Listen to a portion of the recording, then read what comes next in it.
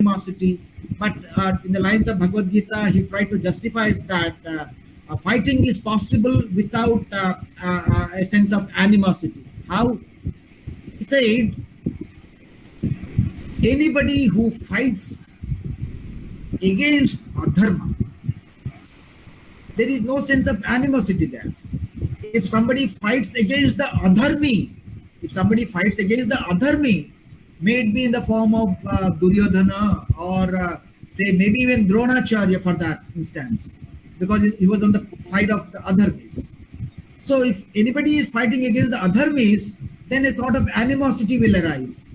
But if somebody is fighting against adharma in order to protect dharma, then animosity doesn't arise. It is for the greater interest, it is for the protection of dharma that you are fighting. So in that fight, in that war, there will be no sense of animosity, and that is what is recommended in the Bhagavad Gita.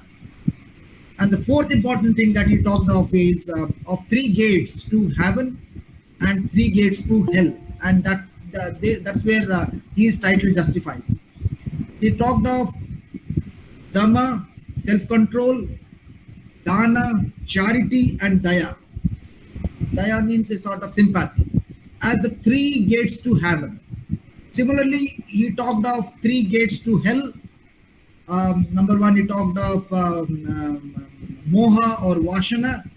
Number two, he talked of lobha.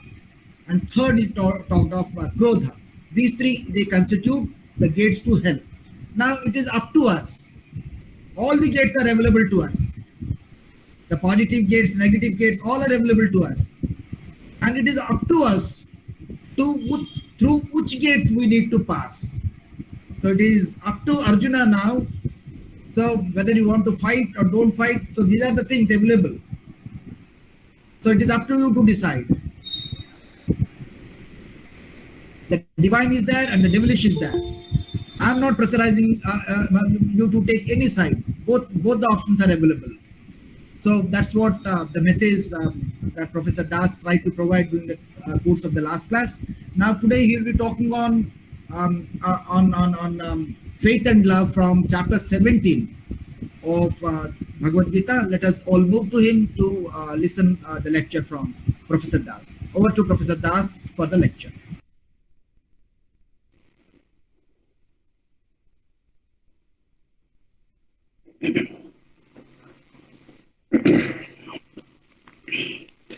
Namaskar to all of you. Am I audible, sir? Both audible and visible, sir. Both audible and visible. Thank you. Respected Dr. Rao, very esteemed participants of this session. Today we shall discuss the 17th chapter of Bhagavad Gita, Shraddhatraya Vibhaga Yoga. This is a very interesting chapter. It is interesting because in this chapter we shall discuss that knowledge is not enough. In the preceding chapters, all these 16 chapters, we discussed about the nature and dynamics of wisdom. Knowledge in details we discussed. And knowledge is very much necessary because without knowledge, we cannot live a perfect life. But today, we shall deal with a question whether knowledge is bigger or faith is bigger or love is bigger.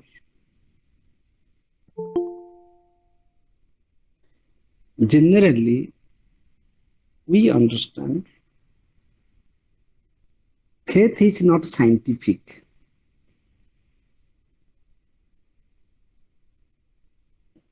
Faith is dogmatic. Faith is not scientific, and science is beyond faith. And we generally mix faith with religion. Faith means faith in a God, faith in a religion, faith in any ritual, and faith is subjective. By saying that faith is subjective, we don't give the objective status to faith. Faith is personal, faith is a bias, faith is emotional, faith is psychological. This is our general impression about faith. Therefore, after discussing elaborately, comprehensively, critically about the nature and dynamics of human knowledge, different levels of consciousness, supramental consciousness, Sachidananda, pure consciousness, pure existence, pure bliss.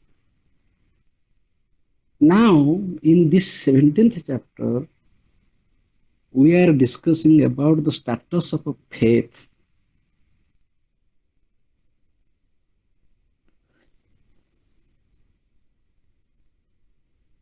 The point is, faith is the basis. Without faith, we cannot construct any epistemological system, any knowledge system. We cannot use science without faith. I am giving an example.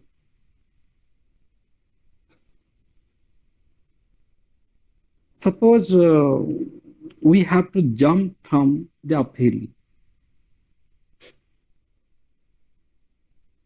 We have to jump from the height of 1,000 feet or 2,000 feet. So here we take the help of science, that we use that parachute that will open, and with that instrument we can fly and we shall not fall down. We shall not get any injury. Because of the instrument of science, because of the help of science, we take that risk. But it is a risk or not? If we call it as a risk, and first we have to jump, science will help us on the way. That scientific instrument may open, may not open. That is not within our control. Something may happen accidentally that may not open. But we have a faith in science that, and that is also inductive. Inductive means in many cases it has worked, it has saved, it has become functional. So in this case, it will help. With this faith, we take the risk of our life. First, we have to jump. First, science will not help. First, we have to jump with the faith in science. That means faith is scientific, or faith is prior to science. Whenever whenever we use scientific instruments, suppose electric wire, there is a plastic cover. Therefore, we have that faith that if we touch that electric wire with a plastic cover, then we shall not shocked by the current. So this is our faith, but we have to touch it with faith. Then accidentally, suppose that there might have been some leak or some problem, and we may get shocked. But we have the faith that because there is a plastic cover, we shall not um, get shocked. Suppose we are drinking water. We have a faith that water will quench our thirst. Food will nourish our hunger, will satisfy our appetite. So, faith comes first in science, in philosophy, in religion. We have a faith. Suppose suppose the driver is driving his car with a heavy speed, 100, 120, 130 speed. He has a faith that there is a brake in the car and the brake will function. But sometimes brake may fail. But with that faith, the driver is driving.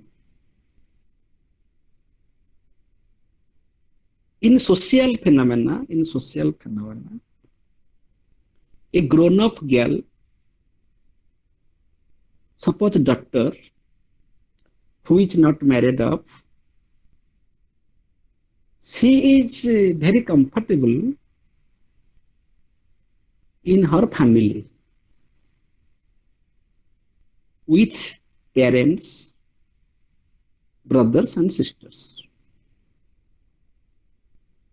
She has a faith that she is safe in her family and with her relatives.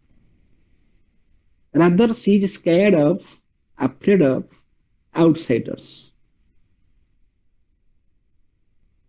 Suppose she is living in a rented house, she has no that type of safety. She lives with different types of fear, psychological fear. She is very much conscious about her safety. But in her family, she has a very strong faith that she is safe. But sometimes accidents take place. It is also found that maximum rape cases or molestation cases that take place in family through relatives. This is also a fact. But we have a faith, strong faith in our father's personality. Oh, he is my father. I can live with him alone for some days without any fear. With that faith, we take that risk. Otherwise, we can't live. We have to have that minimum faith. Otherwise, we can't live. Without faith, we cannot use science. Without faith, we cannot live in society. And generally in religion, we better understand what faith is. So beyond the religious phenomena, beyond the religious reality, it is very evident to say that faith is also very intimately connected with science, with the scientific approach. Without that faith, we can't jump from uphill. First, we take a risk. Without that faith, we cannot drive our car. We believe that we have a faith that there is a brake and the brake will work. Without that faith, we cannot live with our father or brother safely in our family. We have that minimum faith. So the point is, in this 17th chapter, after a thorough discussion about jnana, karma, bhakti, in this chapter, the focus point of discussion is faith, which is purely personal, which is purely subjective. There is 100% freedom for having our faith. It is very flexible. My faith cannot be compared with others' faith. It is very personal. It is very private. But this is the only basis, only source of our existence. Without faith, we cannot live our life with perfection. I am giving another example. Now I am speaking. I am speaking means I am throwing some sounds which I understand what I am saying. But I have a faith, though I don't see anybody who are listening to me and how many audience are there. But I have a faith, at least some are listening to me. With that faith I am speaking. Otherwise I can't speak because I don't speak in a vacuum, in emptiness. I speak means I am speaking to somebody, and I have that faith. Secondly, I have the faith that the sounds I throw, that is reaching to the understanding of the audience. That means I am throwing some sound. The sounds are filtered. They are received by you all, and you understand my language, my intention, my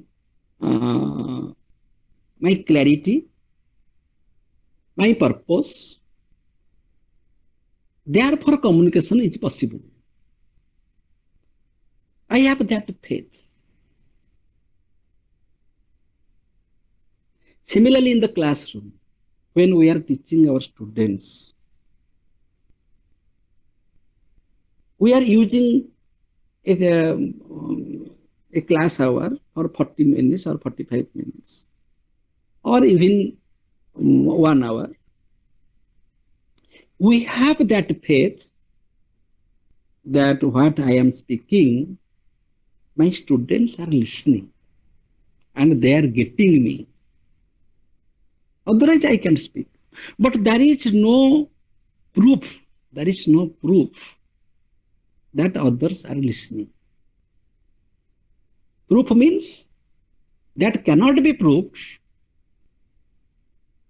at the moment of the action done. For example, now I am speaking, now I can't prove that you all are listening. I shall say, am I audible? Then Rao sir will say, you are audible and visible.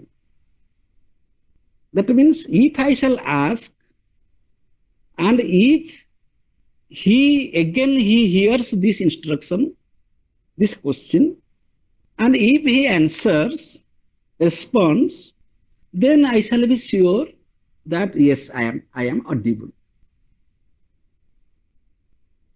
But I have now I don't ask, am I audible? But I have that faith that I am audible. And I am understood also. I am audible means my sound is going. I am understood means my thought is going.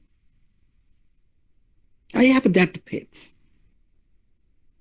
Not only that, the step by step as we shall go on, I also have that faith that you also go in the same direction, step by step.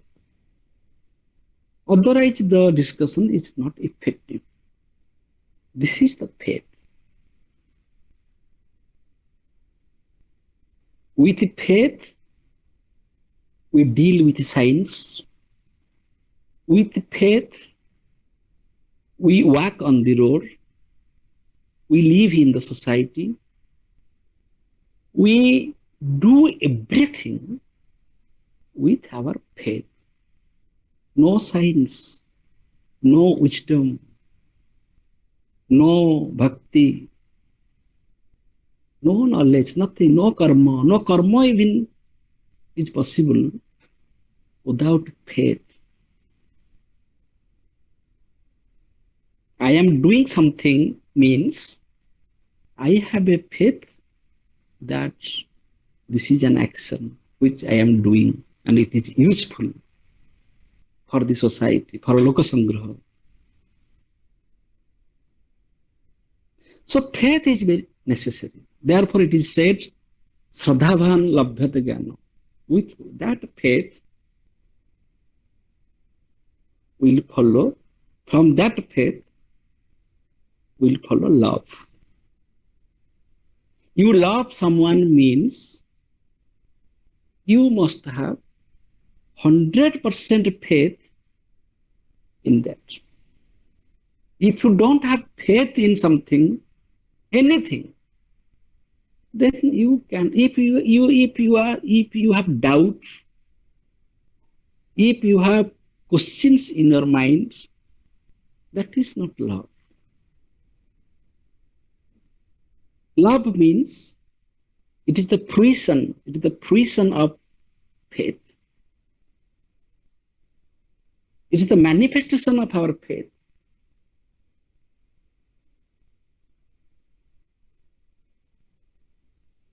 Similarly, the divine faith, the God has also faith with the creation. With that faith, God has created this world. That is the higher faith, the divine faith, that I have created this world and all the creatures are responsible for the protection of this creation. They will respect the creation. They will take care of the creation. In science, we discuss about law of causation.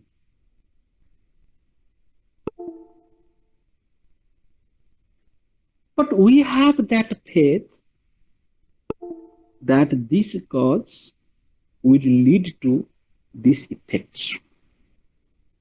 Because effect will come after the cause. But first we deal with the cause, not with the effect. We deal with the cause, with the impression, with the faith that it will lead to this particular effect. Satkaryavada. The effect pre-exists in its cause. This is our faith.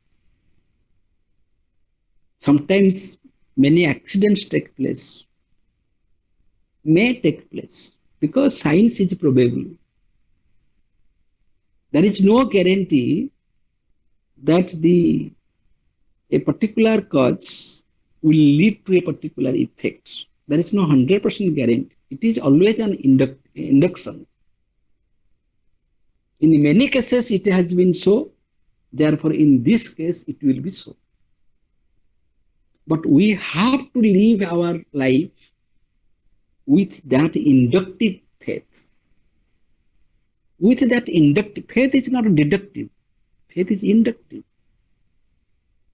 Because there is always a risk about the conclusion, about our faith. We always take a risk of having faith. But that faith is the basis of our existence. Faith is the basis of knowledge. Faith is the basis of our action. Faith is the basis of our devotion. Devotion means love. Love in a very pure sense is called devotion.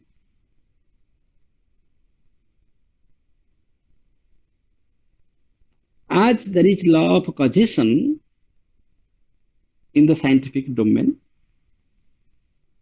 in sociological domain, we can discuss about law of karma. A particular karma will have a particular consequence.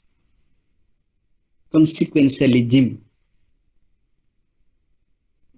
If a particular cause leads to a particular effect, this is our faith. With that faith, we work. We invest money also. We invest money blindly with the faith. We invest money blindly with the faith that bank will give me this much interest. But accidents may take place.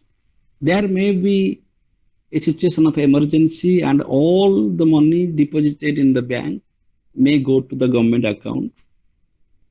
There are certain risks. This person who is waiting for the interest may die, may not enjoy the interest, but there is a faith. So every investment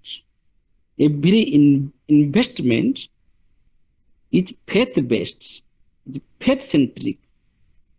It is rooted in faith. Therefore, we invest. We take food with faith. We drink water with faith. We sleep with faith that tomorrow morning I shall wake up with a fresh mind, with a new morning. We have that faith. Without that faith, our life is colorless. Therefore, we see dream. Those who don't have dream in life, that dream may not be effective. That dream may be false. Dream is imaginary. But dream gives us a direction. We just have that faith because the future is uncertain, because tomorrow is uncertain, still we dream. Because we have a faith in future, we have a faith in future perfection, that such and such things will take place in my life. And it is very personal to me, and it is very personal to many of us, that as you think, so you become. This is said in the Veda. As you think, so you become. Thought is so subtle, thought is so strong, so subtle and so strong, that thought manifests objectively. and you become your thought. Whatever you think, you become that. If you think that you are a coward, you become coward. If you think that you are a hero, you become a hero. So you are the manifestation of your thought. Similarly, you are the manifestation of your faith. So faith is the very costly investment of our action, of our knowledge, and of our devotion. In linguistic science also, when we use language, we have a faith that my vocabulary is understood by the listener, the hearer. And when we make a judgment, we synthesize the subject with the predicate, subject with the predicate. And we have a faith that subject, whenever I utter the subject, I stand on the subject, and I am passing to the predicate, I have a faith that this subject is connected with this predicate, and it becomes a judgment. Without that faith, we cannot connect. Suppose reaching at the predicate, I forget the subject and I become doubtful of the subject. Then I cannot have a judgment also. We cannot talk. We cannot continue to talk. The moment we are talking continuously, we have that faith that each sentence is connected with the other sentences and it is understood by others. So I mean to say that even in science in every form,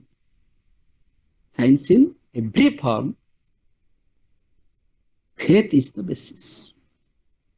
Because according to science, we are very much confirmed that the real world is only phenomenal. Whatever we call the real world, that is not real, that is the phenomenal world.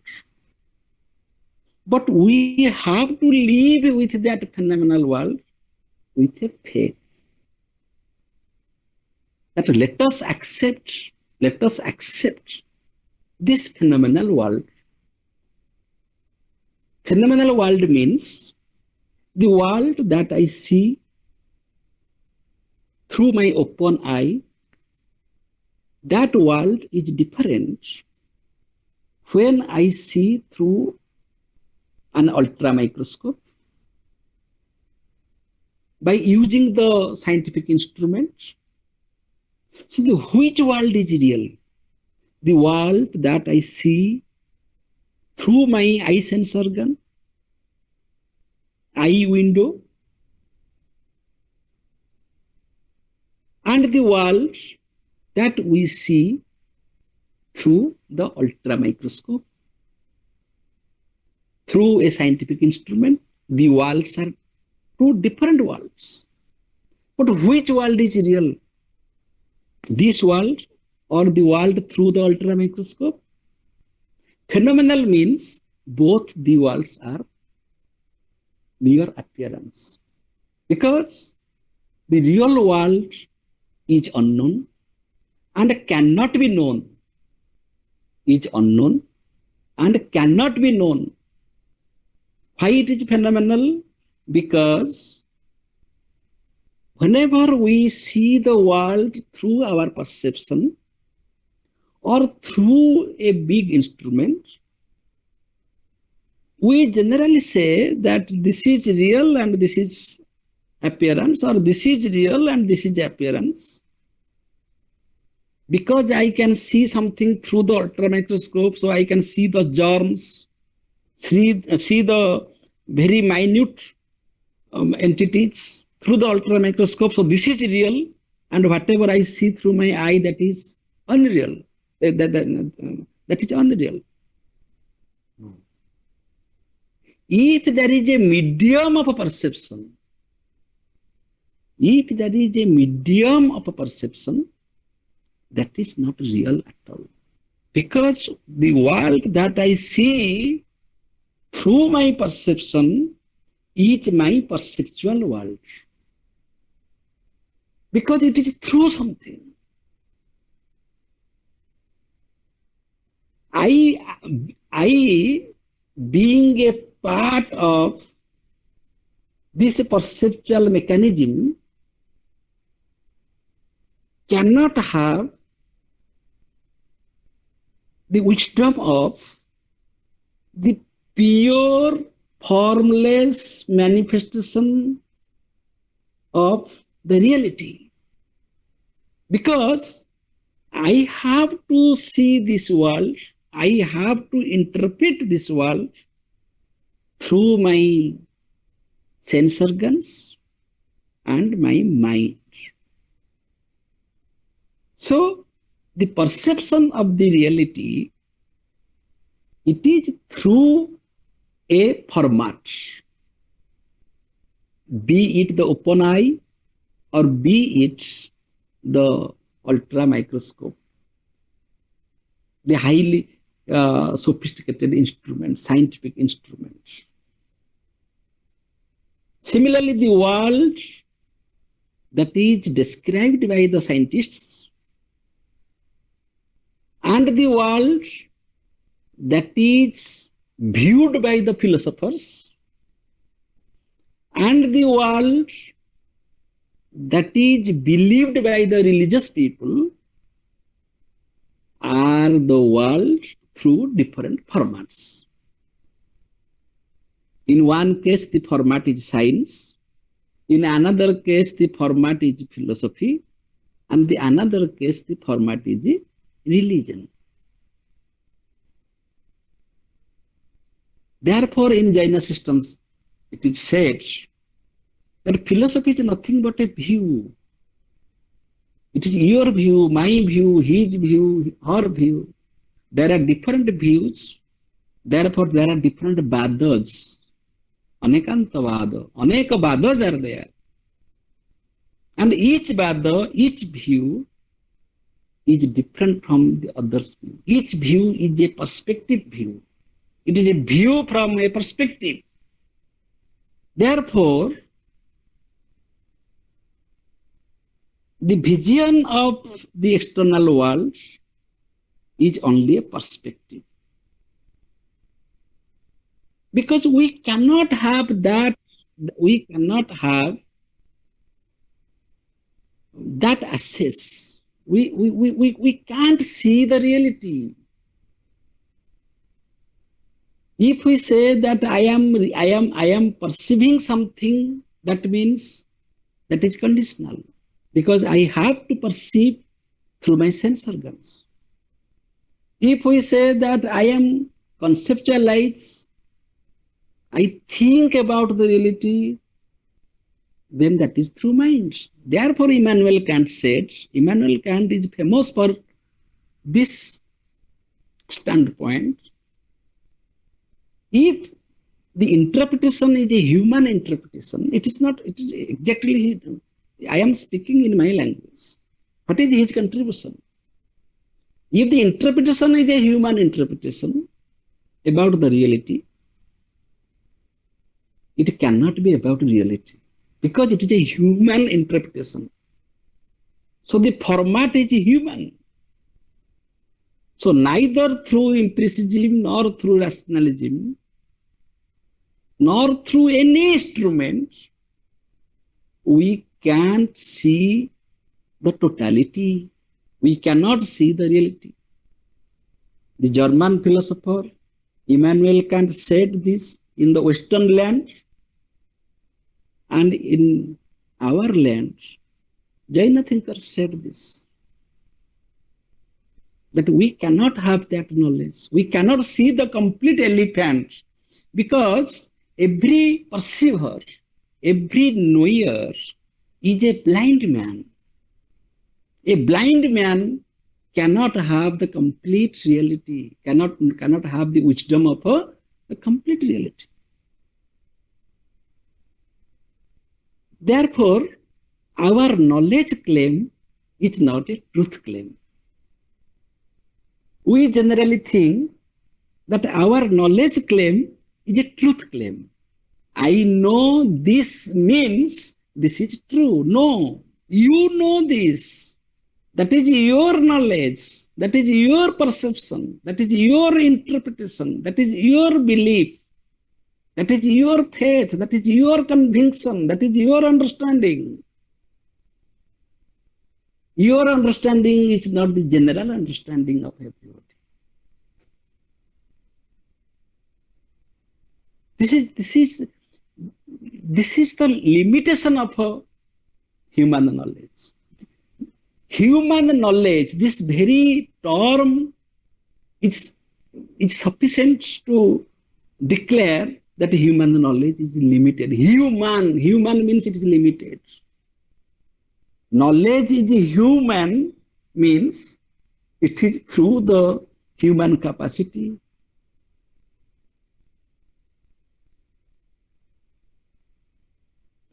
Therefore, we have the only access with us, only asset with us, that is faith. Those who don't have a faith, those who rely on, depend upon the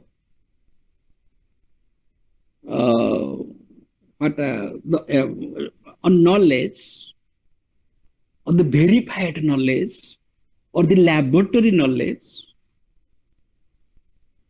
from the scriptures, they cannot have that sort of peace, happiness, because there will be contradiction.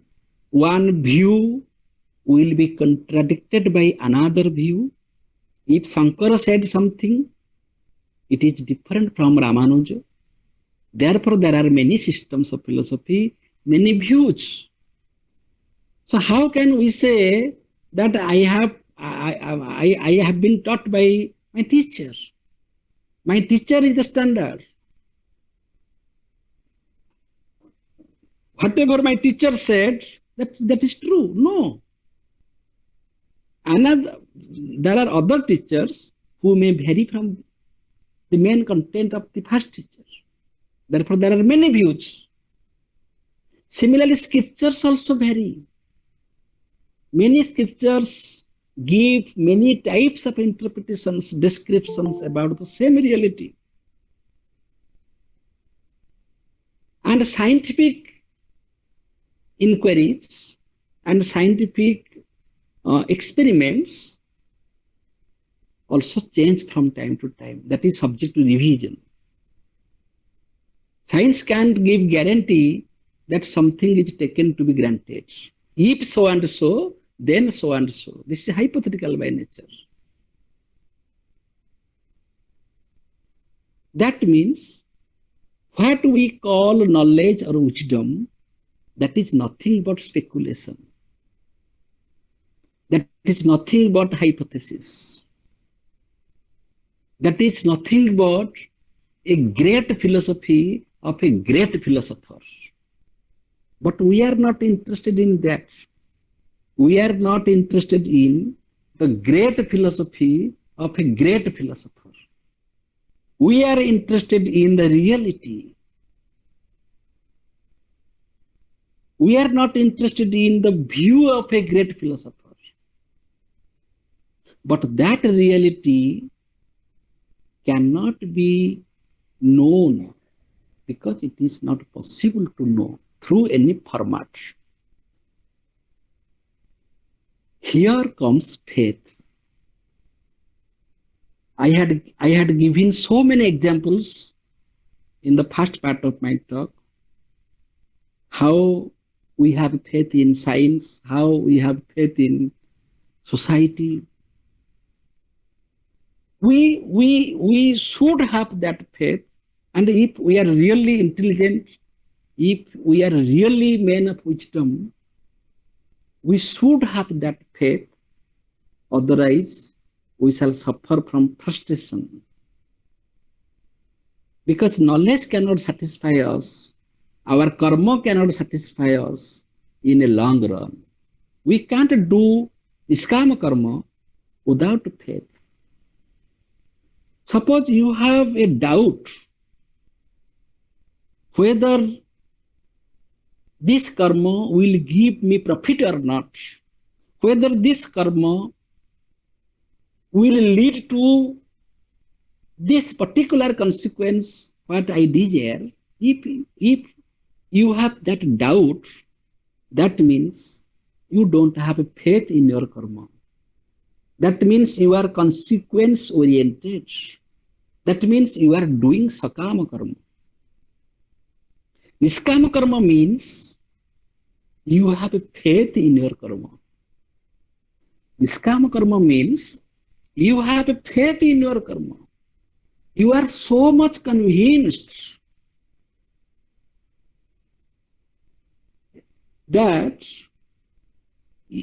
if I am doing a karma, it will have its consequence. If I desire, there is a consequence. If I do not desire, still there is a consequence. So my thinking and overthinking about the consequence can't help me. Rather, that will increase my sense of attachment. That will make me doubtful about my karma. Therefore, many people, that is the position of Arjuna in the battlefield. Arjuna became confused because Arjuna did not have a faith in his karma, what he is going to do. And you see the position of Arjuna, Arjuna's Sakha, his spiritual friend, was Lord Krishna. He was guided by Lord Krishna. In spite of that guidance, he was confused in the battlefield because of the lack of faith. Faith in what? Faith in my karma. If I have faith in my karma, I shall never be affected by the certificates, the appreciation, the consequence, because I have no time. Once the work is done, another work is waiting. If that work is done, another work is waiting. So there is a series of action. There is a series of action. If I think about any action, that is a reaction. That means my personality should not be conflicted with action and a reaction. That will lead me to the depression. That is frustration. That is suicidal. If at every action I have some reactions, reaction means I think and overthink about the consequences. That means I am doubtful about my karma. That means I don't have a faith in my karma. How can we give an example? Take an example of a mother. When a mother feeds her child, the child is unconscious. The child is very small baby. Mother is feeding the little child. She is feeding to someone who is unconscious, who can't appreciate, who can't acknowledge, who is unaware of that help, that sacrifice, that service. But a mother does that without having any expectation.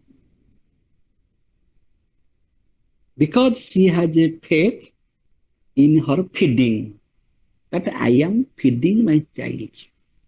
I love my karma. Here comes love. If there is a slightest spark of doubt, then your love is not pure. That means you don't have samarpana bhava. That means you don't have dedication. That means you don't have faith. That means you don't have the sense of surrender. Because you hold on yourself, hold your thoughts, you cover your thoughts, cover your actions, cover your devotion, so-called devotion, with doubts.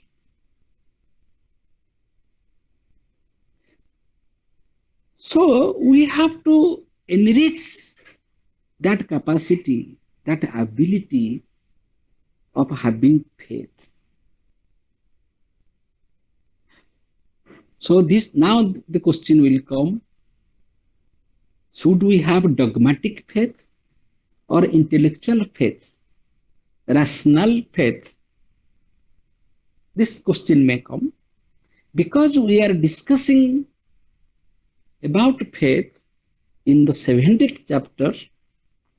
After discussing comprehensively about knowledge, action, and devotion in the previous chapters, so naturally we are discussing about the perfect faith. As in Jaina system, it is said, right faith, right action, right knowledge. Triratna. The right faith is the basic. If we have right faith, then you will have right knowledge, then the right action. So faith is considered to be the right faith, the perfect faith. So that faith is of three types. It has three dimensions. One is called the sattvic faith. The other is called the rajasic faith. And the other is called tamasic faith. When the faith is free from doubt, when our faith is free from doubt, that is sattvic faith. There is no chance of doubting. So here we shall refer to the Western philosopher Rene Descartes, who started his philosophy by doubting everything. Here one should not misunderstand that great philosopher, that because he started his philosophy by doubting everything, therefore he is a negative personality. He has no faith in reality. No. Similarly, in Indian philosophy, because Shankaracharya could not give a positive description about Brahman, and he said neti, neti, neti, neti, not this, not this, not this. That means Shankaracharya is not a negative personality. Here the negative approach in Western land and in Indian culture, that negative approach is very positive. Why Descartes doubted everything? Because he was so honest. He was so honest. He was trying to reach at the certainty without any doubt. So he doubted everything to be free from any chance of doubt.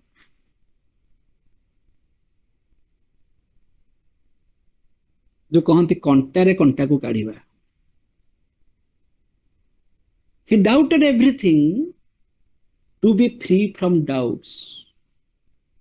That I shall doubt everything and I shall see what is left in this scheme that cannot be doubted.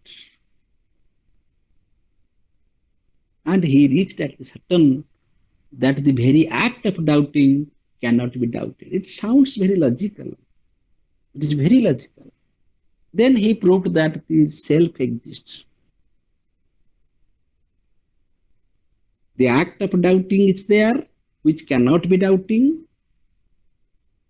Therefore, the doubter is there. Therefore, the thinker is there. Therefore, the self is there. The thinker is the self. Similarly, in Indian culture, if different thoughts are there, there is a primal source, the fundamental source, the base of all thoughts, that is pure consciousness.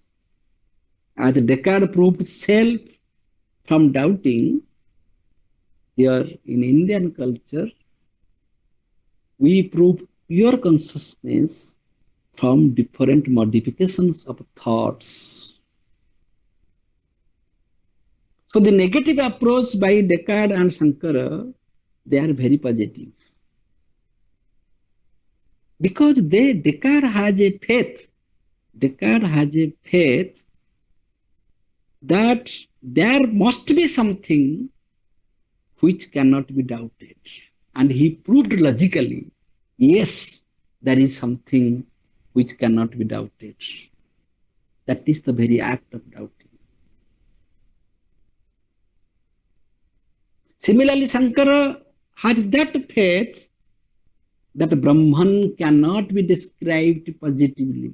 We can't describe Brahman. Brahman is indescribable, because whenever we describe the totality, we describe through our chitta vrittis, the modifications, the modes of our knowledge. Jaina system say the same thing. Immanuel Kant also speak the same thing. So the philosophers from East and West, they speak the same thing because they have a common faith. They have a common faith. Anything human is human. Anything human is human.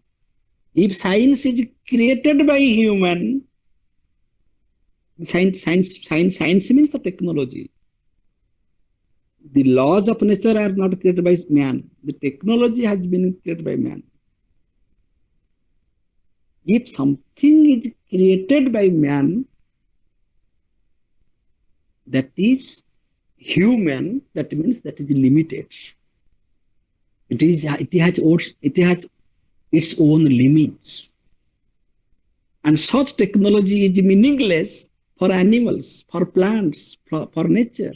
It is only meaningful for human beings. But reality is that which is meaningful for the entire creation, which is significant for the entire creation. Science is meaningful only for human beings. Philosophy is meaningful only for human beings.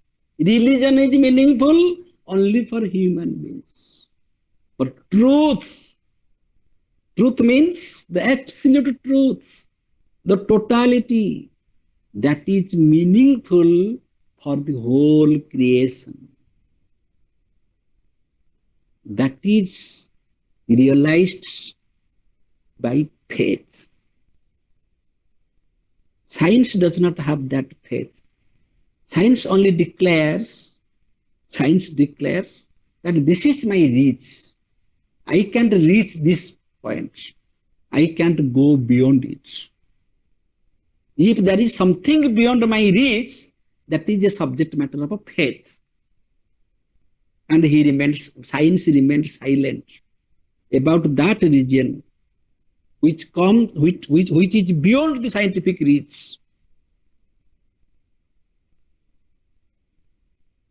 But if there is a limit, if there is a boundary, there must be something beyond the boundary. Hegel.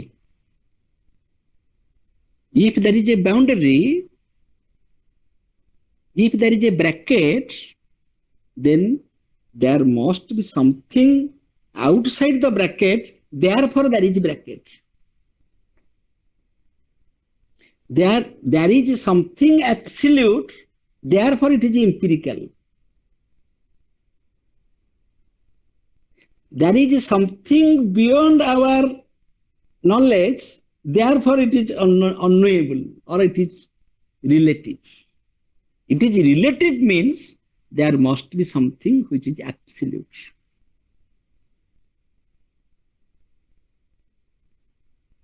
This is faith. Without this faith, science is impossible, language is impossible, philosophy is impossible, religion is impossible, social relation is also impossible. We can't give guarantee of a whole life. If suppose two persons are getting married, they can't give guarantee. There is no guarantee, no guarantee, no guarantee at all. Accidents may take place in our life, but we have a faith that everything will go well. Everything will go well. We should be optimistic by our attitude. So that was the problem of Arjuna. Arjuna was not optimistic. Arjuna did not have a faith in his own personality, faith in his own karma. That faith, karma means dharma. Karma means which is meant for dharma. If I am doing my karma only in the sense of duty, if I am doing a karma to protect dharma, if I have that faith that my karma is related with dharma, my karma is nothing but my duty, then that faith is the sattvic faith. That faith is the sattvic faith. I should nourish that faith. I should deal with that faith that will give me all positive thoughts, positive directions, positive inspirations, positivity, all types of positivity. For example, if I have faith in karma, I should have that faith that my karma is my duty. Every action is a yajna. Yajna means whatever is done for the welfare of the people, whatever is done for the society. In the last session, I had told that in our daily life, we have 24 hours. We are living for ourselves the whole day. But we have to practice to live for others, even for 5 minutes. We should start with 5 minutes. And today, not that we are teaching our students, not that we are doing in our office, because we are paid for that. We are getting our payment. Without having any interest, without having any profit, if we do something selflessly for the society, for the community, for the nation, for the state, then that is called niskama karma. Because there is no personal interest, personal benefit. That is lokasangraha, that is yajna. That work is meant for the society, for the benefit of the others. So sattvic faith is that faith which helps me remain stable in all the difficulties. I become a sthita prajna. That means I should be stable in my wisdom. I have that faith in my wisdom. I have that faith in my karma. I have that faith in my love, so that my love, my karma, jnana and bhakti, they will never cheat me. I shall never be deluded by, I shall never be in delusion. I shall never be cheated by my own wisdom, my own karma, my own love, devotion. That is because the faith is a sattvic faith. The faith is that I am doing the noble work and I have no expectation from anybody. Similarly, the sattvic sacrifice or yajna, there are three great virtues in life. One is yajna, tapa, and dana. Yajna, tapa, and dana. Yajna means sacrifice. Any work that is dedicated for sacrifice, you sacrifice something. Sacrifice means there is still a difference between sacrifice and renunciation. Sacrifice means that you do something selflessly and you sacrifice all your personal interests, the consequences, even not the appreciation. You don't expect any appreciation, any certificate. That people will speak good of you. People will think good of you. People will have good impression about you. Don't think and don't overthink at all. Sacrifice that. Sacrifice the consequences. But renunciation means not the sacrifice of the consequence, sacrifice your desire, the selfish desire. If you do something, then consequence will follow. If you renunciate the very desire to do that, then you will become a sannyasi. Desire means the unnecessary desire, the useless desire, the harmful desire, the passionate desire, illusionary desire, the desires which are illusory by nature, imaginary by nature, unnatural, aswabhika, unnatural. We should not have that desire at all. I desire something, I do something, and I sacrifice my consequences. This is the initial stage. The highest stage is I even don't desire. I don't have any desire to do. So there is no question of action. There is no question of a consequence. So limit your desire. Culture your desire. Select your desire. Be very selective when you desire. What to desire and what not to desire. So this is the difference between sacrifice and renunciation. So sattvic sacrifice, dana, charity, sattvic dana, sattvic charity is that when we do something as our duty. My karma is a gift to the society. My karma is a dana.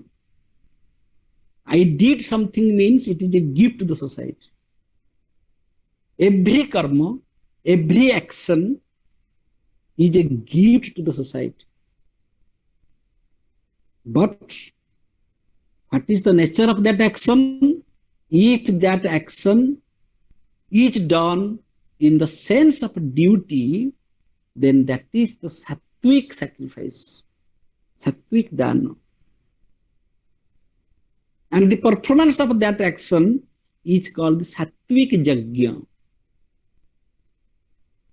And the pain that you took, the austerity, the sense of austerity,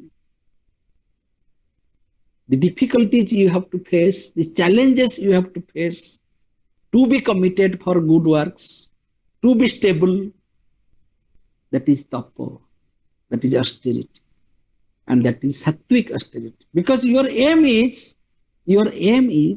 to protect dharma. Your aim is to be stable.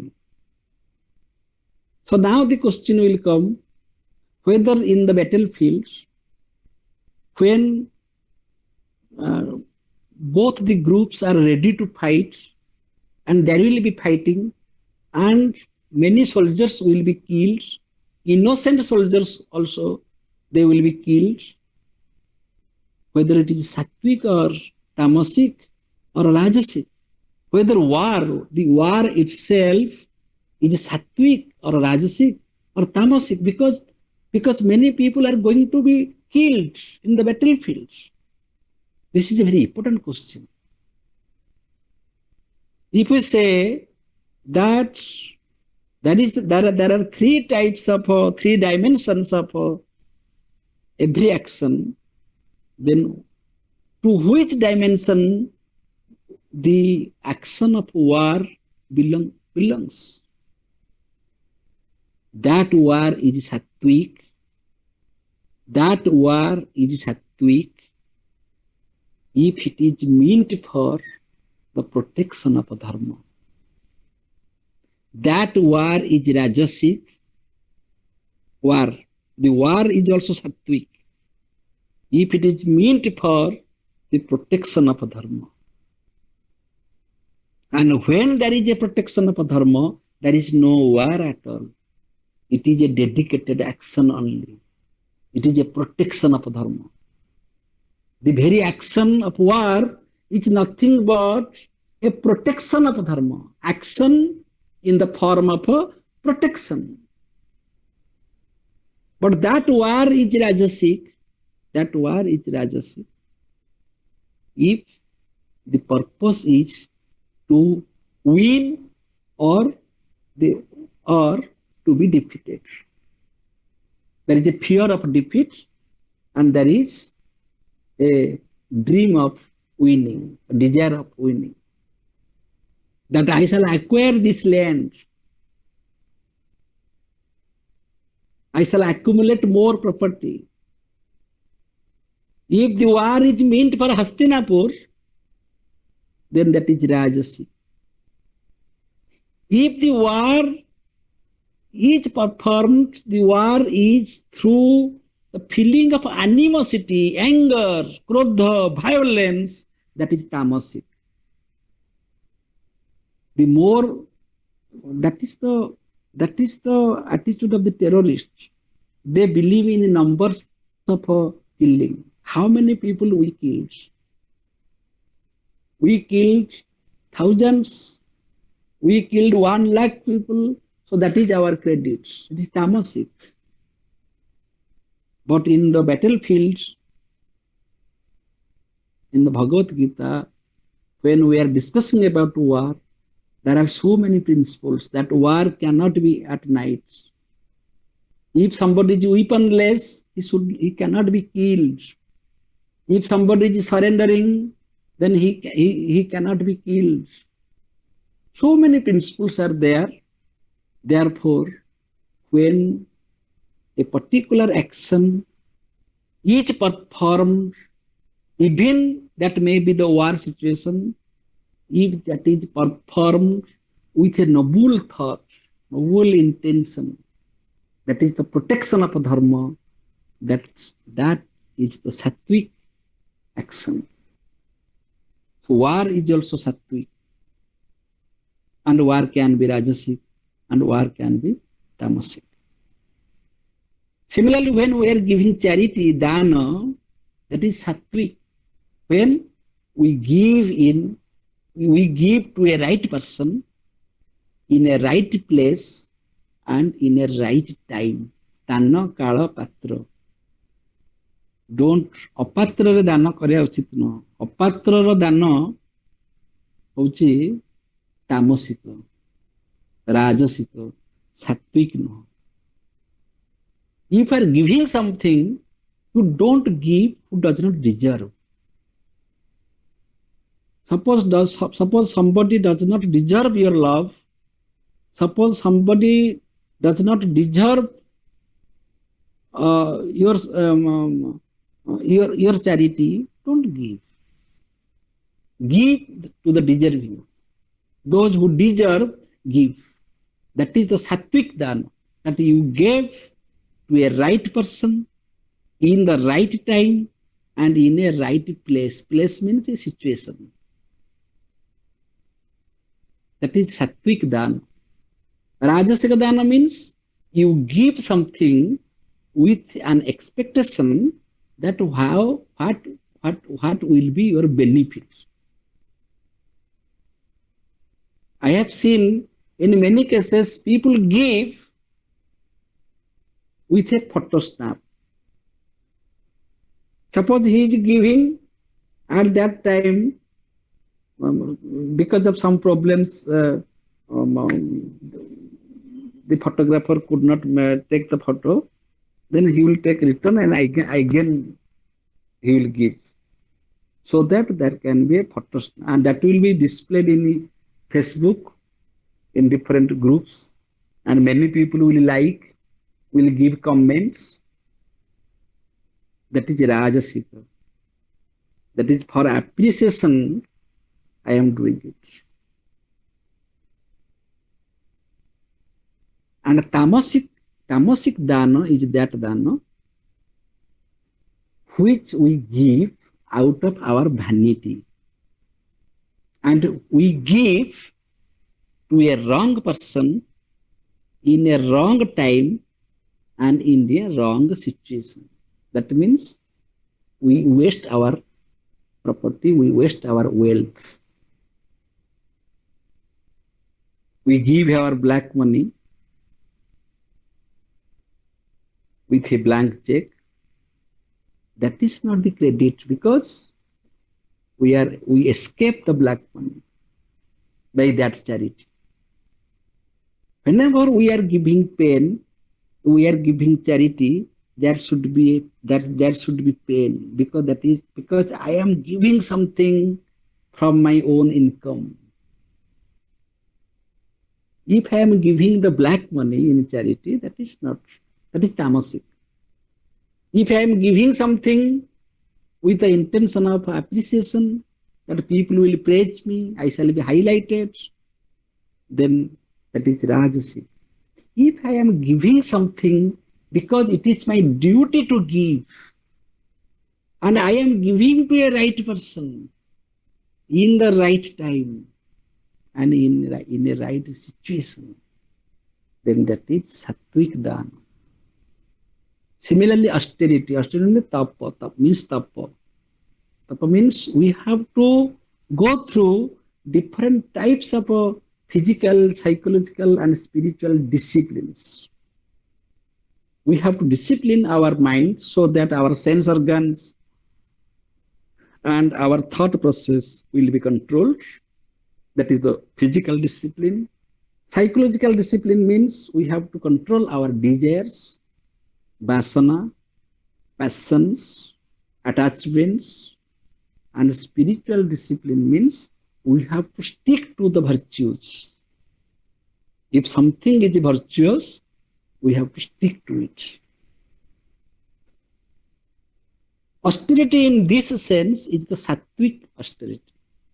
Sattvic tapa. The tapa is austerity, because the sense is that there will be a transformation in my personality, in the physical level, in the psychological level, and also in the spiritual level. For that austerity becomes Rajasic when we do it for our personal benefits, not for the society. We have our own ego problem. We have our own personal interests. We do extra labors. We do for nothing. We do for the sake of doing. That is Rajasic. And when we misuse our power, that is Tamasic. Suppose by maintaining austerity, I have a very good health. But if I shall misuse my health, I shall misuse my power, I shall misuse my spiritual quality, then that is Tamasic. Similarly, faith is also of three types. Sattvic faith is that faith which brings positivity in my personality. That faith which is rooted in the of karma, love of law of karma, that I love the law of karma. If there is a karma, it must have the consequences. I have that faith.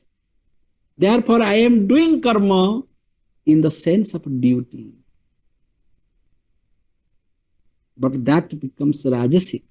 That faith becomes rajasic when that is polluted by my reason.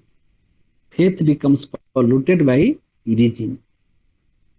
When faith is for duty, that is pure. When my faith is guided by my reason, then it becomes polluted because regions have different channels. Regions have different channels. So we cannot establish a faith by giving reason. Then that faith will be trapped. So that is Rajasic. And Tamasic faith is blind faith, dogmatic faith, faith in ghosts, faith in preta, faith in the past imaginations, memories. These are called tamasic, which are blind. Therefore, we should have faith in the Almighty. We should have faith in the infinite. We should have faith in Sat. Therefore, the 17th chapter ends with a slogan, Tat Sat, Om Tat Sat. Om Tat Sat means you are only the truth. You means the totality. And I have faith in you. I have faith in the totality because I have the wisdom of the relativity. Because I have the wisdom of the phenomenal aspect of the empirical world. Therefore, I have faith in the totality.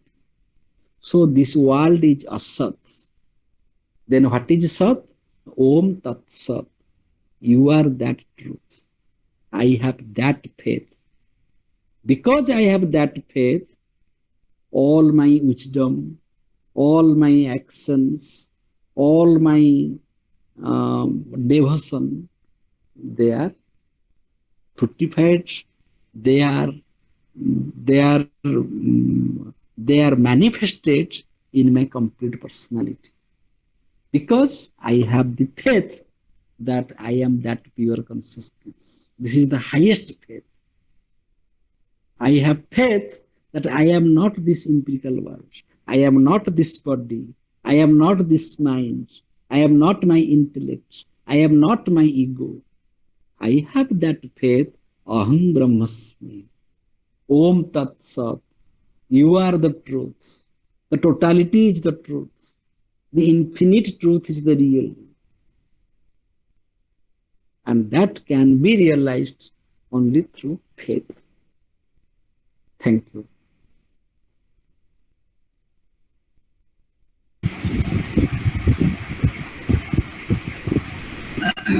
Thank you, Professor Das, for yet another nice lecture, and very nicely have said that from chapter 1 to 16, much has been dealt about knowledge. But then in this chapter 17, you tried to say that knowledge is not enough. And you had even made an assertion that knowledge claim is not even a truth claim, because truth may seem different to different individuals. So, well, if we take the standpoint of science, in science, to well, you said faith is the foundation of all knowledge. Well, when you talk of scientific knowledge, well, it is not exactly faith; it is a sort of belief. And the knowledge that we get, the definition of knowledge that we get in the scientific world is a justified true belief. So belief has a sort of justification in science, and that needs revision time and again, because the truth that science is talking of is not the absolute truth. It is it's the relative truth. That's why, even though that relative truth, that truth in science is justified, it is seeking every time. As you said, from a standpoint that science takes, there is a revision because the truth is that not absolute truth; it is the relative truth. But when you talk of faith, as you said today, that when you talk of faith, it is a total trust. It is a total trust. It is a strong trust, or the strongest of trust that one can have, and that requires no evidence because you cannot give an evidence to that. And in that faith, you march, and that lies within you, and there is no need to go outside. In science, when you talk of a belief, you extend a belief, people will ask you for justifying that belief as true. But as far as faith is concerned, no such justification is required. It is somewhere, it is within you, and it doesn't require any sort of external validation. In faith, you totally surrender, and in faith, you can reach the totality. So, thank you very much, sir, and for this nice lecture. And well, I don't see any question in the chat box. Well, if anybody wants to speak something on this issue, they are welcome. Well, somebody has written in the chat box. Let me verify. It is by Sravani Mishra for the godly guidance in Sattvic truth, love in life that I never came across. That's okay. It's just a complimenting of what you have said. It's not a question anyway. If somebody wants to make any comment or observation on this talk of Professor Das, they are welcome. Let me wait for one to well. Subhasini Madam is there. Namaskar, Madam. Welcome. Namaskar, Dr. Om. Unfortunately, I missed some of the person because of some problem. But otherwise, I really congratulate Professor Das and Dr. Rao also because of this very beautiful lecture, wonderful lecture, I can say, on faith. Very nicely, Dr. Rao, you, briefed the entire thought of Professor Das in terms of scientific knowledge, empirical knowledge, religious knowledge, so on and so forth. Not exactly a question, directly, in between, I don't know what he spoke about. But initially, when he started with the examples, if somebody is jumping down from a height with a parachute, must be having the faith of, grounding safely. This kind of example you have cited here, sir. So here, in that case, just it could be one of my apprehensions that how to distinguish between a normal belief and faith, because I can say faith is in this term. I can say faith I can take as in terms of firm belief. I have firm belief on certain things. Then only I acquired that courage to do something, because I believe to do anything for every. That is what Professor Das also said, that before doing something, you need to have an intention of yourself, and that intention is always preceded with a firm belief. That you can say it's a faith. In that term, I can say firm belief can be interpreted in terms of faith. This is one observation. I can have some kind of comment on this. Second thing, towards the end, you had sir, you have given an example that giving black money in charity is not a sattvic charity. uh, uh, suppose somebody is having, I mean, I'm just I'm just giving my something is coming to me, to my mind. Somebody is having an amount of black money, and the person is having an intention to help the poor with that particular money, not necessarily that he is having that intention to get appreciation, but maybe some noble thought is coming to the person's mind just because he wants to use that money for charity. Can't that be a sattvic charity? That's number question, number two. In that case, I think it is a sattvic charity because intention need to be questioned. You need to see with what intention somebody is doing what. So if intention is positive, if intention is pure, if intention is unquestionable, or if intention is universalistic, then I think that is having a positive approach, and that should come forward for the sattvic thing. If intention itself is impure, then even if somebody is sacrificing one's own blood, even then also I cannot take it as a sattvic charity, isn't it? So I think intention is more important than the particular object. This number three, which is a normal as a layman question comes to my mind when we are discussing Bhagavad Gita. Arjuna was ignorant, and Sri Krishna was available and cited different kind of examples to persuade him, and ultimately he helped him to acquire that true knowledge. And finally, Arjuna developed a kind of faith in that divinity. Not only divinity, I cannot say it's divinity. Arjuna has developed a kind of faith, and without any fear, he went and fought against adharma. He wanted to eliminate adharma through dharma. So the ultimate is that.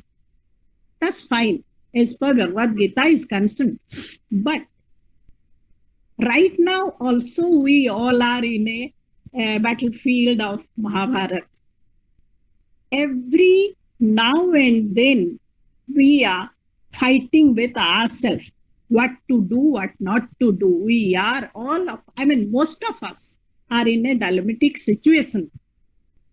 In that situation, that situation is coming because we don't know what is correct knowledge, what is incorrect knowledge. Because whatever we are having, we have a kind of knowledge, though it is not complete knowledge.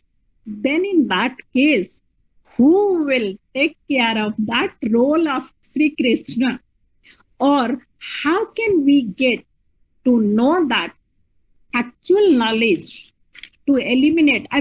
Instead of having that partial knowledge, how can we have that complete knowledge so that we can very directly, very dedicatedly, very devotionally, we can go forward for that right kind of dharma instead of having adharma.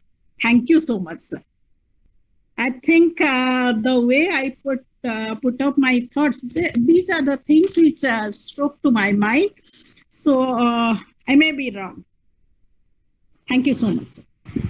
Thank you, Dr. Subhashini Madam, for your observations. Over to Professor Pramod Das, sir, for responding. Thank you, Madam, for your nice observation. You asked very beautiful questions. The first question was about belief and faith. I did not make any distinction. I took that in the synonymous way, though there is difference. Because in the Bhagavad Gita, we have taken in the one sense. The point is, your question was that the person who is jumping from a long height, It is because of he is habituated, because he is skilled, because he has sufficient knowledge about science, and therefore he can take that risk. That means his faith is grounded by his knowledge. My point was that was an existential position. That is a state of existentialism. Existentialism says that first we exist, then our essence can be added.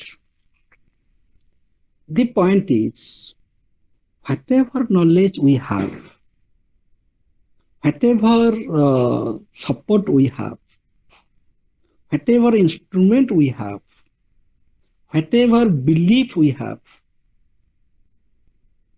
but when we jump forever. Because as Draupadi raised her hand, because Draupadi did not think that Lord Krishna will help. She just raised her hand, and then then Lord Krishna helped her. The story goes that. The point is, in such a height, when somebody is jumping, then he is taking the risk of his life.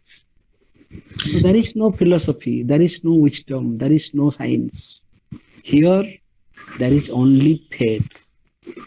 With that faith, Sir, 1 minute. So there is a difference between these two examples. In case of Draupadi did not have a choice.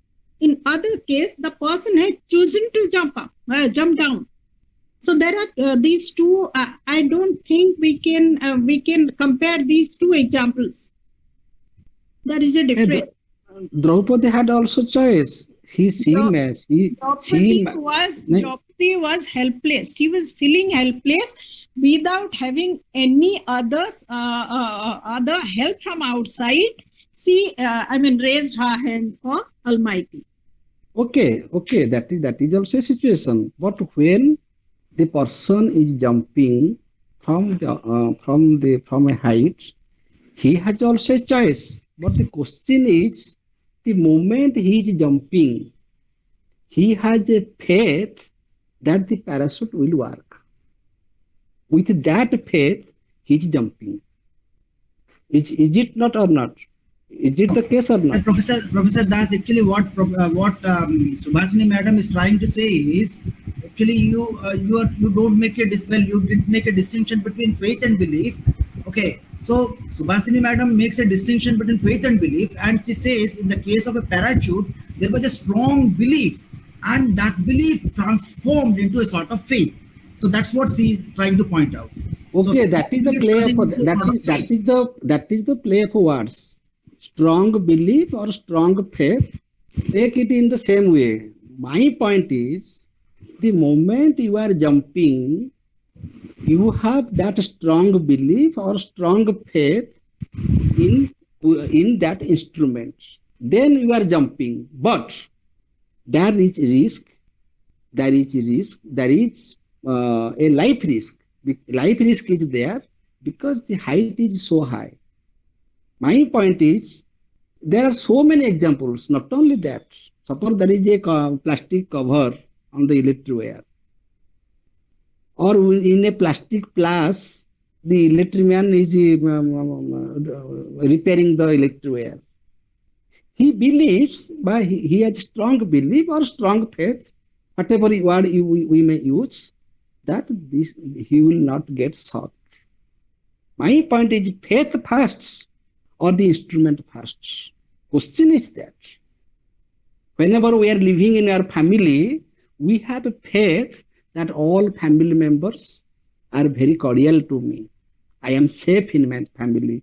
With that faith, we exist.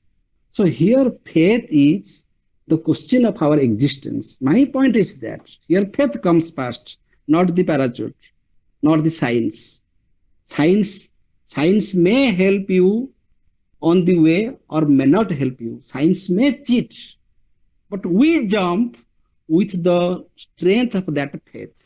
And almost all our works we do out of that faith. Even the moment I am speaking, I, I have that faith that it is reaching and it is understood by others. This is the point. And the second question was the case of Arjuna and Lord Krishna. Arjuna is an example of a layman, and Arjuna is an example of the possibility of transformation. So in the initial stage, Arjuna was immature in his understanding, in his emotion, and in the latter stage, after getting wisdom from Lord Krishna, he became more mature.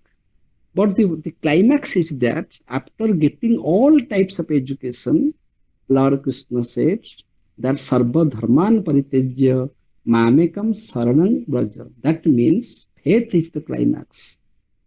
Sometimes our knowledge cheats us. Therefore, many great philosophers have many types of views, which views are contradictory to each other. Sarva Dharman Paritejya. You forget all dharma. What is dharma? What is adharma? What is philosophy? What is science? What is religion? You forget everything. You just believe in me. You just have faith in me. You just have faith in that totality. So this teaching is a very mature teaching which is taught to a student after being qualified of wisdom, knowledge, jnana, karma and bhakti. So Arjuna is an example of the possibility of a transformation of personality. How an immature person becomes mature. How a confusing mind becomes Stitaprajna. How a attached person becomes a detached person. That is the example of Arjuna. But Lord Krishna is the transcendental personality. He is always free. He is the man of wisdom. And the third question was, about, Madam, just speak one word. Regarding black money, giving black money. Very good. Regarding black money, yes, if we shall follow the view of Mahatma Gandhi, our means and end both should be good. I have seen in many cases, suppose I have given gifts using my black money, the moment I shall be arrested by the CBI officers and they will make proper inquiry where I have invested. So the innocent person whom I have given, they will also be arrested. The giver and the taker, the receiver, both will be arrested because the means is bad. So if you want to help, don't misguide. You help from your own earned money. That is your capability. Your capacity is not, you gathered money in the wrong way, but you should not use. And you should not misguide anybody else giving that charity because he will be put in trouble in time. That will be recovered from her. And the property, the stolen property, the black property, when it will be recovered from an innocent person, that person will go to jail. So we should not do that. That may be a charity, but that is a tamasic charity. That is not sattvic charity. Charity means whenever you give, you will take pain. That I am giving from my own earned money. I have my one meal to take, but without eating myself, I am giving my food to others. That is tapa. That is pure. That is the pure intention. Intention is pure when your means and end both are pure. So black money leads to black charity. Charity is also of three types. It is said in the Bhagavad Gita. Suppose you give something with the expectation of appreciation and name and fame, that is also charity. But that is Rajasic charity. But Sattvic charity is there. Suppose you have right money, but if you are giving to a wrong person in a wrong time and in a wrong situation, That is also tamasic. Don't misuse your money by giving it to a person who does not deserve it. It is beautifully said in the Katha Upanishad when the old cow was given in charity. Charity has its own principle. You can't give gifts by your own law. Okay, so your means, whatever you are giving, you should be the owner of that, bona fide owner, the real owner of that. Therefore, God has given us so many gifts, and no gift is a black money, black gifts. God is the owner of everything, the entire nature. So that is pure in that sense. God has given me two eyes, that is very much pure. It's not black eyes. My nose is not black, my wisdom is not black wisdom. It is pure because God is pure. His means is pure, his end is pure, his intention is pure. Similarly, according to our capacity, according to our ability, if my income is less, I shall give charity according to my capacity with a very good intention. That is sattvic. Otherwise, I shall be in trouble and I shall put others in trouble. That is very bad. Rather, I misguided the person by giving gifts. Rather, we should not give. That is better for him. He is the innocent person. He will receive, having good faith in me. But I am a cheat. I cheated him by giving this gift, and he was put in trouble.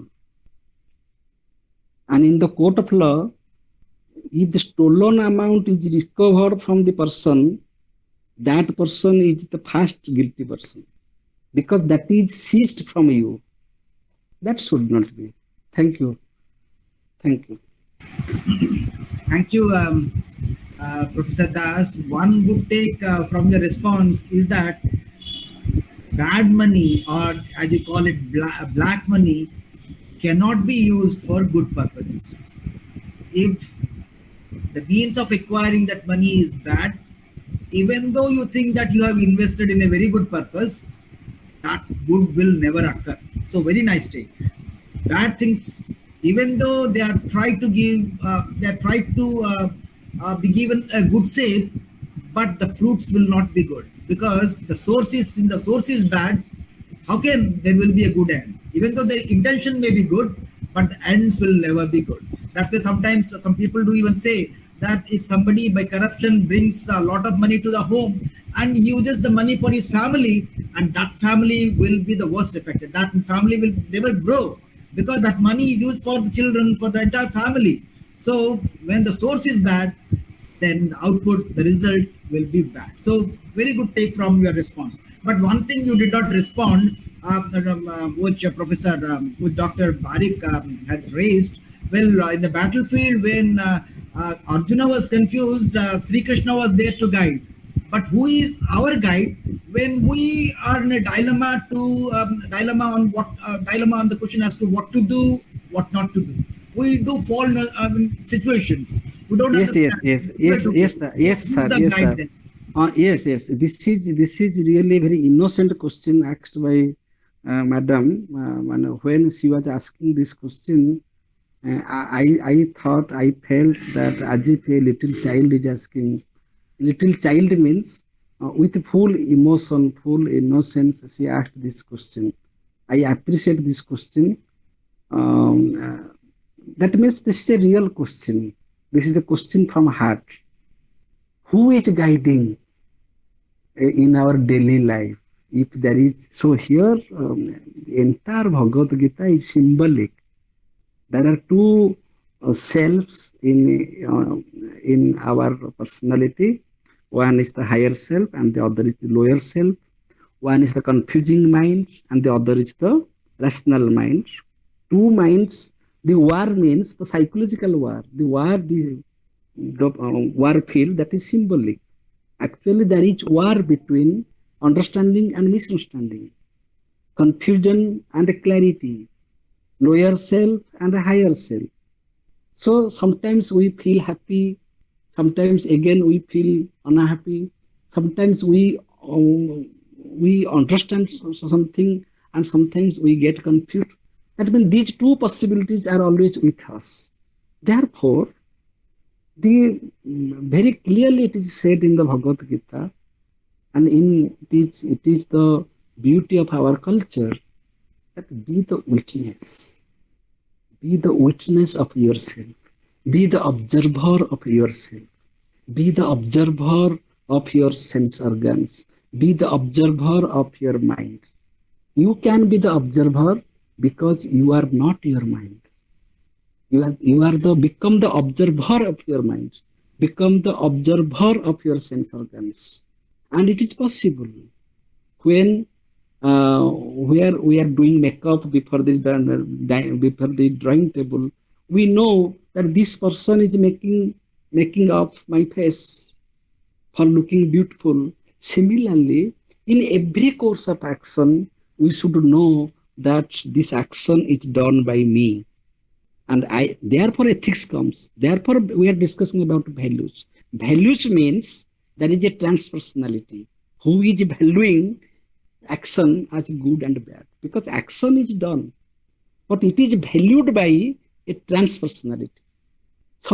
A higher level of consciousness is there who is valuing our action as good or bad.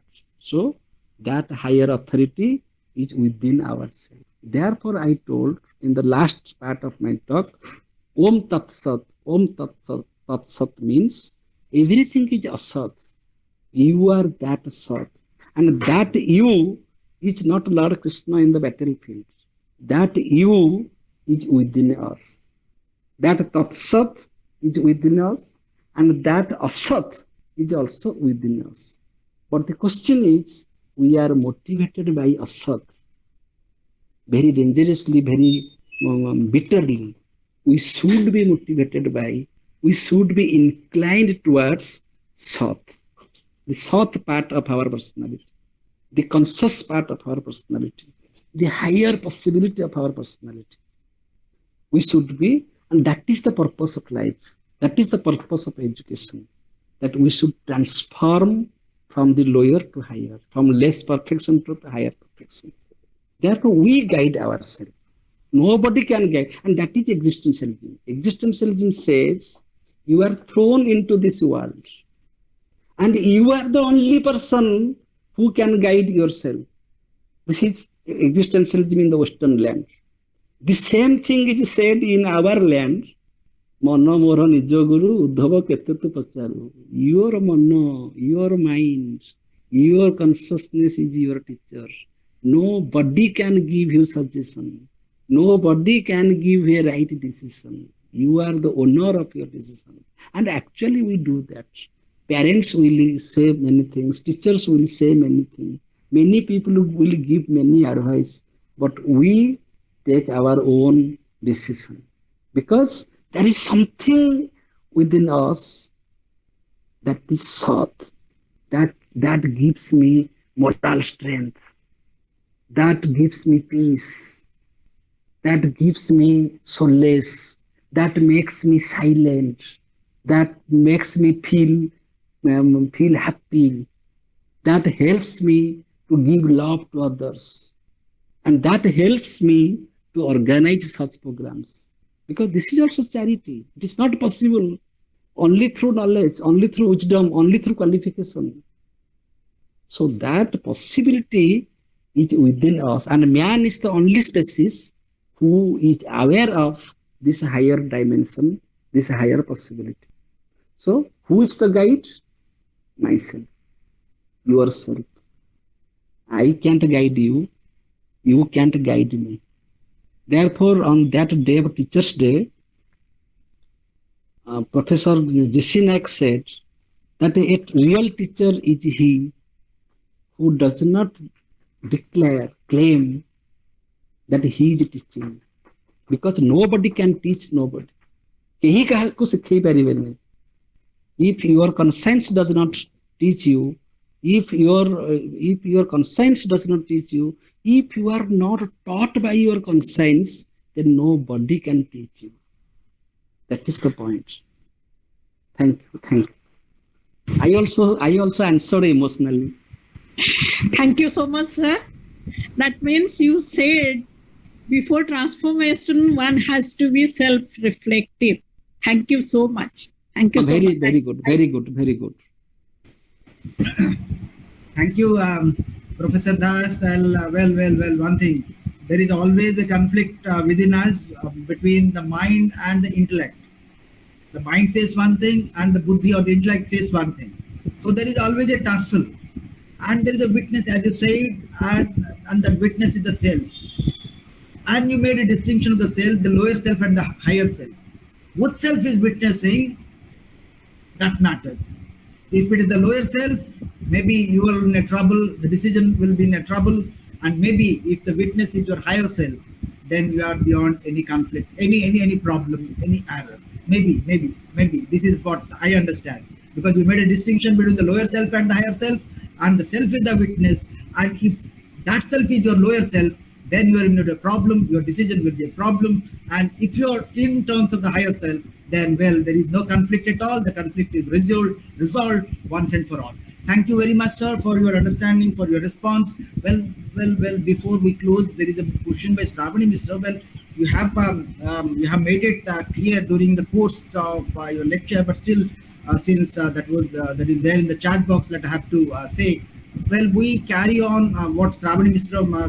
Wants to know, that we carry on various activities or actions in our lives, and without having any selfish interest. Okay, we don't want to show off that we are doing or something like that.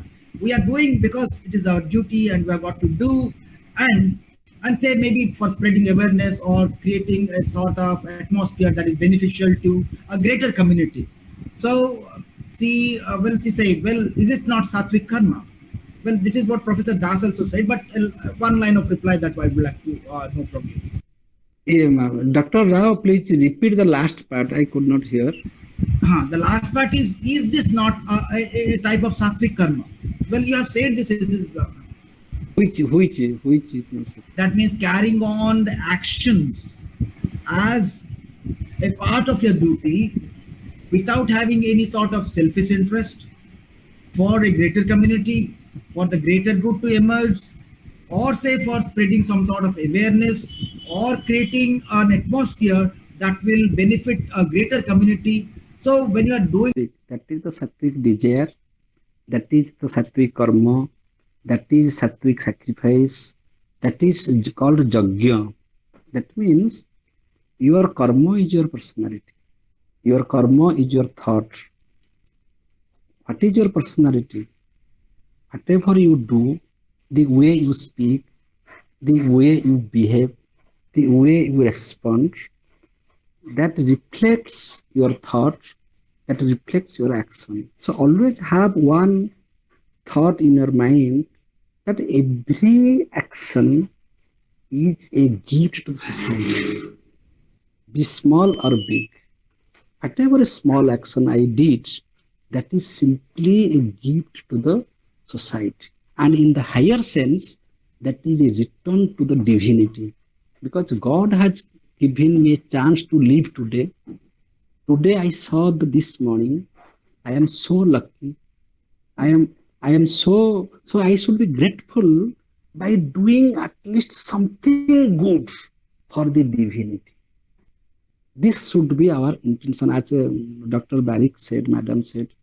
According to our intention, we can judge whether our action is sattvic, rajasic, or tamasic. And this should be our intention.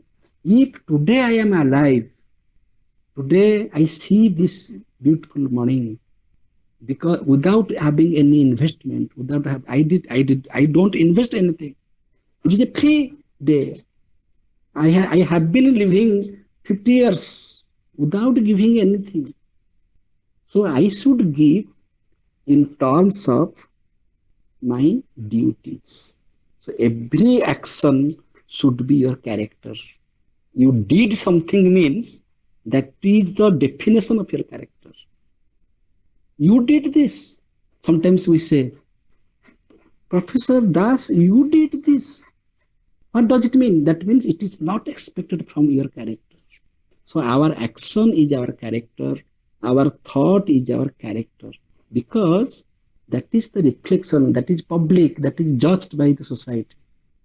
So don't expect anything. Do and forget. Give and forget. Because the strongest faith is that your action will never cheat you. Your karma will never go waste without consequence. Karma means it must follow its consequence. There must be consequence. If you are doubtful about it, then you are the most unhappy person in this world. That means you don't have faith in divinity. So those who have faith in the totality, they have faith in physics. They have faith in the law of physics. They have faith in the law of karma. And those who have faith in the law of karma, they are not worried about consequence. They think my karma is the jagya. My karma is my character. My karma is the duty. Just practice. Just suppose you are cooking. You cook in that mind that now some Brahma, I am going to serve my husband who is a Brahma. That is the level of consciousness. I shall serve my children. They are Brahma. They are divine. With that intentions, therefore, that is the difference between mother's food and hotel food. That is the difference. Both are food. But when mother gives, and the way mother feeds, that cannot be compared with the very costly food of the five-star hotel, because of the intention, because of love, because of faith. Okay. Thank you. I am getting emotional. Thank you, sir. Thank you. So the take from this response is that karma is the final judge of oneself. The entire knowledge or the bhakti of personality of a person is reflected in his karma. Whatever may be the knowledge, if that is not transformed in his action, then it is equivalent to not having that knowledge. So the karma has a reflection of one's inner being. When I say inner being, it is not knowledge plus emotion combined. If that is not reflected in karma, even though that man has immense knowledge, that is equivalent to no knowledge at all. Because karma is the final judge of a personality. Everything is reflected in karma. So thank you. Nice take from this Professor Das. Well, we don't see any more questions, so it was a great session. So I request Swarnalata Tripathi Madam to finally propose a vote of thanks. Over to Swarna Madam. Namaskar to all. We are grateful to all the participants for their being presence and participation in the session of the lecture series on the Bhagavad Gita. Today we discussed 17th chapter of the Bhagavad Gita, which is known as Shraddha Traya Vibhaga Yoga. Our esteemed speaker, Pramod sir, discussed clearly about the nature and dynamics of faith and love. We are grateful to him. We are grateful to Dr. Rao sir for moderating the session and giving a beautiful concluding remark. Thank you all. We shall meet again next Saturday evening with the concluding 18th chapter. Thank you. Pranam.